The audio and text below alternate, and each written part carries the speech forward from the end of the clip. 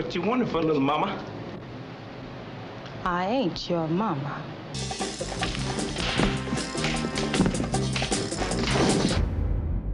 They called it ghetto kung fu. Cheap budgets, fast punches, big dreams. Yet these movies united two oppressed cultures, Black America and Asian martial arts. The result? A short, fierce storm that shaped hip-hop, fashion, and action cinema forever. Why did it burn out so fast? Number 8, Jeanie Bell. Lady, you're full of surprises.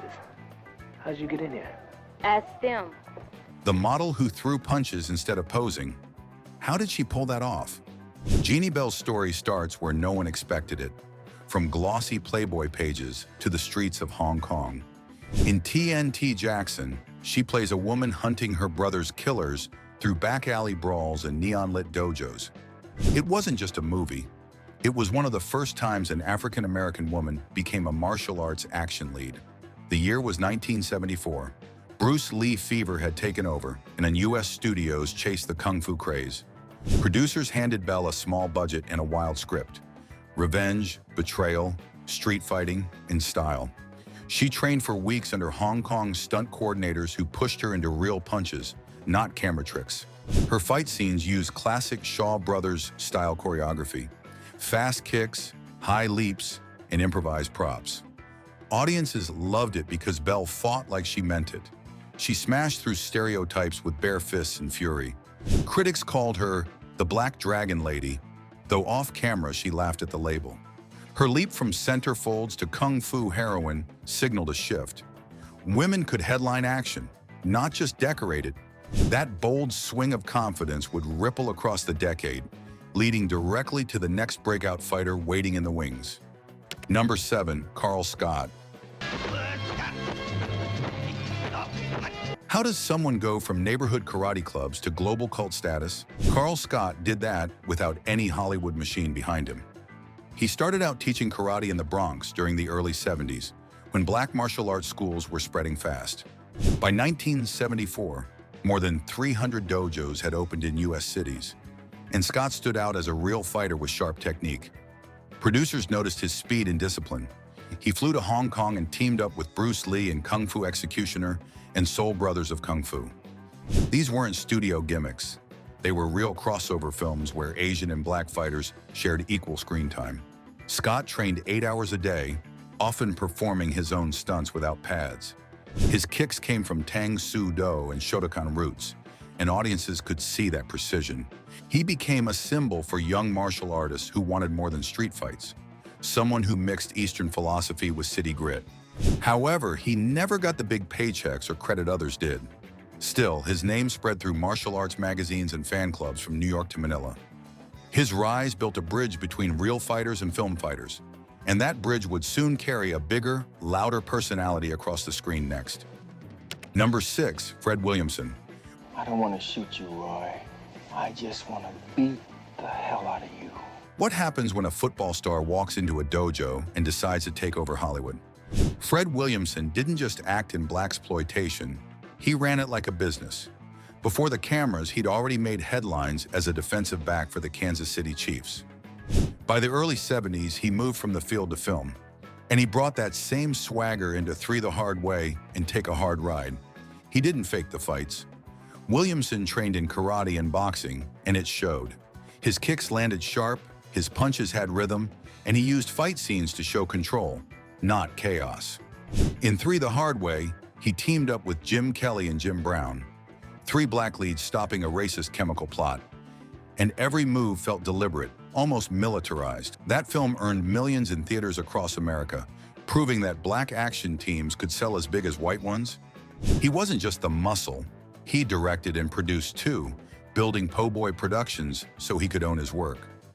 By 1975, he'd appeared in over 20 action films and created one of the first black-owned film companies. Therefore, Williamson became more than an actor. He turned power into ownership. And soon another towering figure would bring style, kicks, and spy-level grace to the fight. Number 5, Tamara Dobson.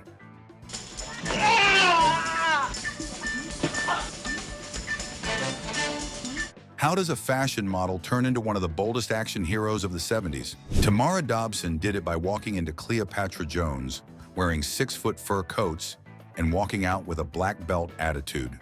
She stood 6 feet 2 inches, taller than most of her male co-stars, and used that height like a weapon. Every move looked elegant but dangerous. Her fight scenes mixed karate with pure showmanship. In Cleopatra Jones and the Casino of Gold, she threw kicks and heels and took down entire gangs without breaking her cool. Off-screen, she refused exploitative scenes and demanded respect on set, rare for the time. Her confidence made Cleopatra Jones a global hit, earning Warner Brothers, and turning Dobson into a role model. She balanced glamour with grit, and magazines across Europe covered her style as much as her strength. Therefore, she proved women could lead big action films with grace and power. The next name brought that same confidence, but with more attitude and street fire. Number 4, Rudy Ray Moore. Dolomite is my name, and f***ing up motherfuckers is my game. What happens when a stand-up comic decides to fight villains with kung fu and street poetry? Rudy Ray Moore made that happen with Dolomite. He didn't wait for a studio or script. He built his own world with a few friends, rented cameras, and pure confidence. His character talked in rhymes, dressed like a king, and kicked like a fighter. In 1975, audiences saw something new. A hustler hero who used karate moves between dirty jokes. Moore trained with real martial artists to choreograph his fights, adding wild spins and improvised kicks. The action looked raw but honest, and that's what made it work. Dolomite made over $10 million in box office and turned Moore into a cult legend. He mixed comedy, violence, and rhythm like no one else. Therefore, his films inspired comedians and rappers for decades. Snoop Dogg, Ice-T, and Eddie Murphy all credited him later. His style kicked open doors for every self-made action star that followed. Number 3, Gloria Hendry. How did a Bond girl end up throwing kicks and running a dojo? Gloria Hendry broke rules in Hollywood when she moved from Live and Let Die into Black Belt Jones. She played Sydney, a fighter who takes over her father's karate school and faces off against mobsters with Jim Kelly by her side. She trained hard for the role, learning real martial arts moves from Kelly himself. The result was fast, tight fight choreography, clean hits, smooth throws, real power. Her character fought in boots, ran her own business, and called the shots. That was a big deal for 1974, when women in action movies rarely led the fight. The film became a favorite in both American theaters and drive-ins, pulling in millions on a small budget.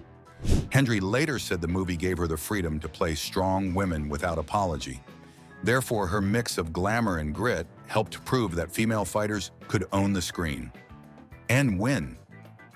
Number 2, Ron Van Clief. What happens when a real martial arts champion takes his fight to the big screen? Ron Van Clief, known worldwide as the Black Dragon, brought real power to film. Before Hollywood, he had already fought in over 900 tournaments and earned 5 black belts in different styles, karate, jiu-jitsu, and kung fu among them. He trained under the same systems that produced Bruce Lee's teachers. Therefore, when he entered the film world in the early 70s, audiences got the real thing. His movies like The Black Dragon's Revenge and Way of the Black Dragon blended urban grit with full contact precision. He performed his own stunts, used real sparring techniques, and fought at full speed. Each kick felt dangerous because it came from an actual world champion, not a choreographed actor.